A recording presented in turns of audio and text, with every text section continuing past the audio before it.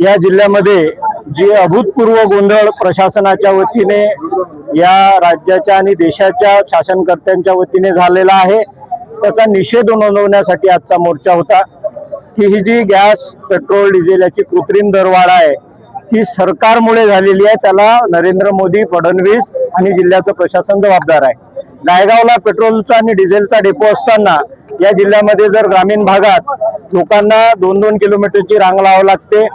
आमच्या एका कार्यकर्त्याचा गॅस एजन्सीवर जीव गेलेला आहे आणि तरी सुद्धा इथले एसीत बसलेल्या अधिकाऱ्यांना त्याचं काही देणं घेणं नाही। आणि म्हणून वंचित बहुजन आघाडीच्या वतीनं जे नरेंद्र मोदींनी सांगितलं वर्क फ्रॉम होम करा, त्या बेअक्कल पंतप्रधानाला हे सांगण्यासाठी आम्ही आलो की कष्टकरी माणूस हा वर्क फ्रॉम होम करू शकत नाही। तुम्ही ज्या पद्धतीने देश आणि राज्य चालवताय ते तातडीने थांबवा। तुम्ही भारत पाकिस्तान करण्याच्या नादात इथल्या पाकिस्तानच्या रुपयाची किंमत हे भारताच्या रुपयाच्या पुढे आहे आणि हे सगळं जर थांबवलं नसाल तर आम्ही प्रशासनाला सांगायला आलेलो आहोत की पुढच्या काळात लोक जे आज शांततेच्या मार्गाने आले, पुढे तुम्हाला यापेक्षा उग्र आंदोलन झालेलं दिसेल आणि जे एसीत बसून तुम्ही या जिल्ह्याची वाट लावताय ती वाट लावणं थांबवा म्हणून आम्ही निवेदन द्यायला गेलो नव्हतं।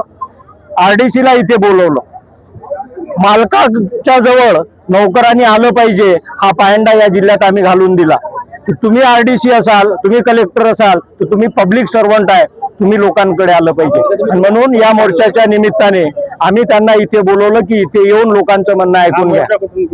आम्ही पक्ष कार्यालय जे आहे वंचित बहुजन आघाडीचं टावर चौक तिथून बस स्टँड आणि पंचायत समिती समोरून जिल्हाधिकारी कार्यालयावर काढलेला आहे।